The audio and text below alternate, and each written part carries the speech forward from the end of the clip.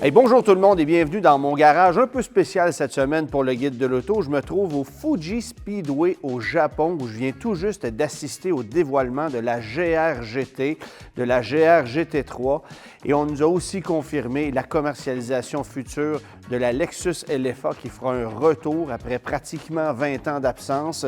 Alors ça sera très intéressant. Mais évidemment, avant de vous parler de tout ça, réponse à la question de la semaine dernière, quelle est la première voiture du constructeur Honda à avoir bénéficié de la technologie iVTEC? Bien, la réponse, c'est la Honda Integra XSI qui a été commercialisée en 1989 sur le marché japonais. Technologie VTEC, évidemment, qui est une technologie de calage variable des soupapes. On a d'abord intégré ça sur la Honda Integra en 89, une voiture qui faisait 160 chevaux de puissance. Par la suite, c'est évidemment la Honda NSX et l'Acura NSX qui en a bénéficié. C'est la première voiture qui a eu droit chez nous au Canada. Et pas longtemps après, c'est la Civic VX qui a bénéficié de la technologie VTEC vendue à partir de 1992. Et depuis, évidemment, on a multiplié cette technologie sur la quasi-totalité des moteurs de la grande famille Honda. Mais la réponse, c'est la Honda Integra, évidemment, une voiture qui a été vendue chez nous sous le nom de Acura Integra, mais qui n'a pas bénéficié pour cette génération de la technologie VTEC, alors que dès sa première année de commercialisation au Japon, c'était le cas. Alors, je vous parle évidemment de la GR GT qu'on vient tout juste de dévoiler ici même au Japon, une voiture qui arrivera sur le marché en 2027, fort impressionnante au niveau du look, au niveau des éléments de performance. C'est une super sportive, une exotique évidemment, qui fait 641 chevaux de puissance. Toyota qui a décidé de se relancer dans le monde de la super voiture. On se souvient qu'en 1967, on avait vendu uniquement sur le marché japonais, il faut le dire, la 2000 GT, une voiture qui aujourd'hui vaut plus d'1 million de dollars canadiens. Et en 2010, on avait lancé du côté de chez Lexus, cette fois la LFA, avec un moteur à 10 cylindres. 500 unités de cette voiture-là ont été fabriquées uniquement et évidemment, aujourd'hui, ça vaut également son pesant d'or. Mais on revient chez Toyota avec une super voiture parce qu'on veut se lancer dans la compétition avec la GR GT3 et soulignons que GR, c'est une division à part entière désormais.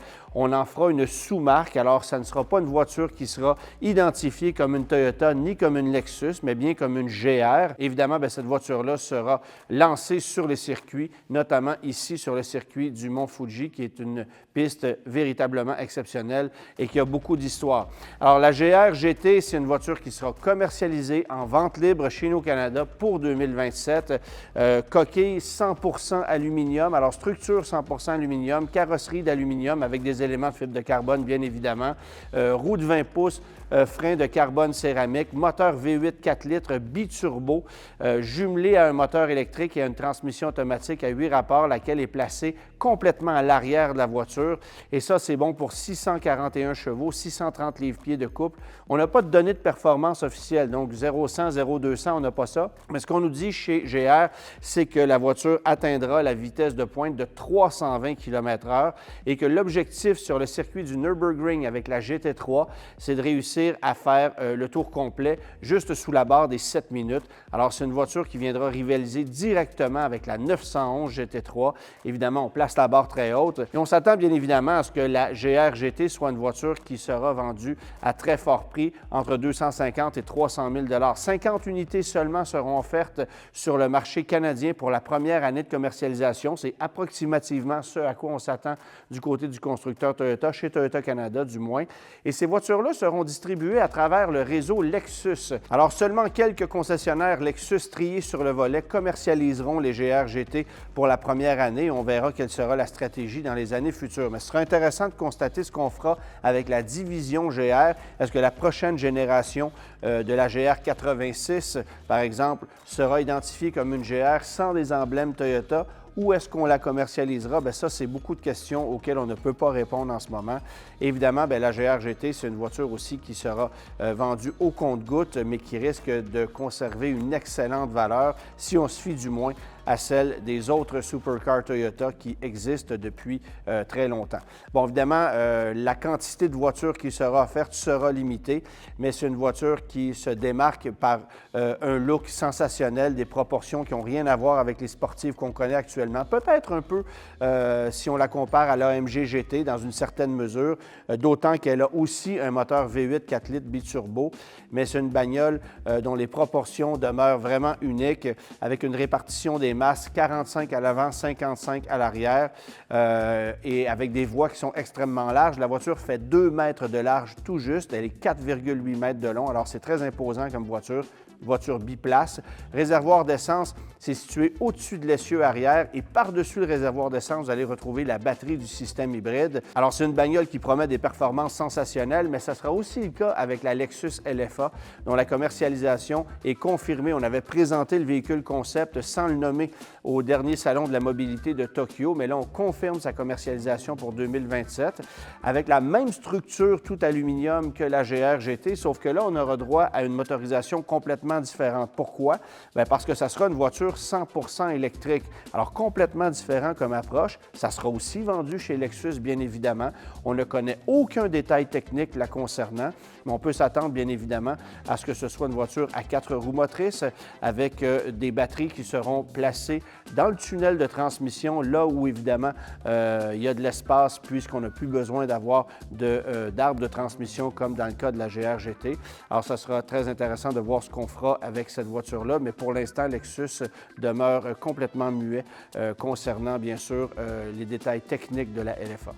Vous trouverez évidemment plus de détails sur la GR GT sur le site du Guide de l'auto, sur la Lexus LFA également, mais 2 voitures qui promettent et qui vont changer l'image du constructeur Toyota qui souhaite se lancer dans le monde de la haute performance. Autre nouvelle d'importance cette semaine, c'est le renvoi du designer Jerry McGovern qui était à la tête du design chez JLR. C'est à lui qu'on devait le design de la dernière Type 00 de Jaguar, une voiture qui devait techniquement relancer l'image d'une marque qui est sur son déclin, c'est le moins qu'on puisse dire. Et on l'a renvoyé tout simplement, probablement parce qu'on a constaté que la stratégie entourant cette voiture-là avait été complètement ratée et qu'on ne savait plus trop quoi faire avec l'image de cette marque qui bat de l'aile sérieusement. On se demande même si Jaguar survivra dans les prochaines années parce que sans ce plan d'une voiture 100% électrique, hautement exotique, bien, qu'arrivera-t-il avec Jaguar qui n'a encore dans son catalogue que le F-Pace, produit extrêmement vieillissant et qu'on retirera du marché après 2026? Bonne question, mais évidemment, M. McGovern est aussi un designer qui a permis à JLR de s'émanciper. C'est à lui qu'on doit le design du dernier Defender. Et ça, bien, le moins qu'on puisse dire, c'est que c'est un succès commercial exceptionnel. Alors, on lui a montré la porte et on attend des réponses quant au futur de la marque Jaguar pour le moment. Maintenant, Kia Canada a dévoilé les prix du EV5, un véhicule très attendu. Ça arrive prochainement sur le marché canadien, 100% électrique, un véhicule qui viendra rivaliser avec le Chevrolet Equinox, notamment l'Ioniq 5 dans une certaine mesure, mais qui sera vendu à prix moindre que celui de Nissan Leaf. Alors, ça fera mal pour Nissan, évidemment. On est très compétitif en matière de prix avec le Kia EV5 2026, qui ne sera pas vendu sur le marché américain. Ce sera la même chose pour l'EV4, qui sera dévoilé très prochainement aussi avec beaucoup de détails. Mais c'est un véhicule dont le prix débute avant les frais de transport préparation à 43 495 $. Ça, c'est pour la version à roues motrices avant avec batterie de 60,4 kWh, modèle qui arrivera vers la fin de 2026. Mais si vous voulez avoir le modèle avec batterie de 81,4 kWh pour une autonomie approximative de 450 km, alors ça va débuter à 47 495 $ pour un modèle à traction et 49 995 $ pour un modèle à rouage intégral. Fort intéressant en matière de prix. Un véhicule dont la technologie est éprouvée, architecture 400 volts, mais un design qui est fort réussi. Ça ressemble énormément à un Kia EV9 qu'on a passé dans la sécheuse, vous aurez compris. Alors, c'est un produit qui risque de connaître chez nous beaucoup de succès. Et pour Kia, ça sera un produit qui va permettre aux constructeurs de s'émanciper énormément sur le marché canadien parce que l'offre actuelle de VUS compact électrique électrique. Elle est relativement intéressante, mais les Coréens n'avaient pas encore un produit aussi polyvalent à offrir à la clientèle. Et je pense que ça, bien, on tape en plein dans le mille. Très, très hâte de voir aussi quelle sera la réponse du Kia EV3, du Kia EV4.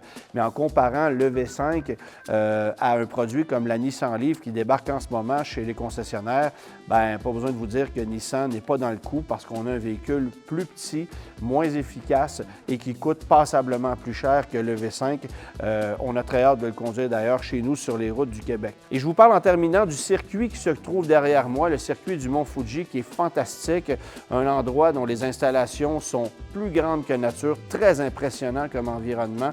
C'est propriété du constructeur Toyota depuis l'an 2000, donc depuis 25 ans, mais c'est un endroit qui a énormément d'histoire. On a eu des Grands Prix de Formule 1 ici en 77, 78, également en 2007 et en 2008.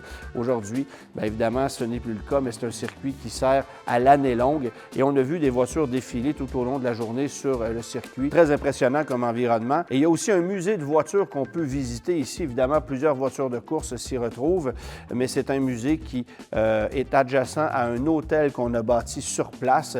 Alors, vous pouvez venir passer un bon moment ici, visiter les installations, profiter du circuit, profiter de l'hôtel, de la restauration. C'est un endroit vraiment, vraiment exceptionnel. Et on a eu la chance, évidemment, de visiter tout le circuit avec ce dévoilement de la GR GT qui a eu lieu pas plus tard qu'aujourd'hui. En terminant, question de la semaine, on sait que GR commercialise actuellement chez nous au Canada la GR Corolla, la GR Supra et la GR 86, mais il existe une autre voiture GR, évidemment, qui est vendue sur le marché japonais, également du côté de l'Europe. Quelle est-elle? Réponse la semaine prochaine.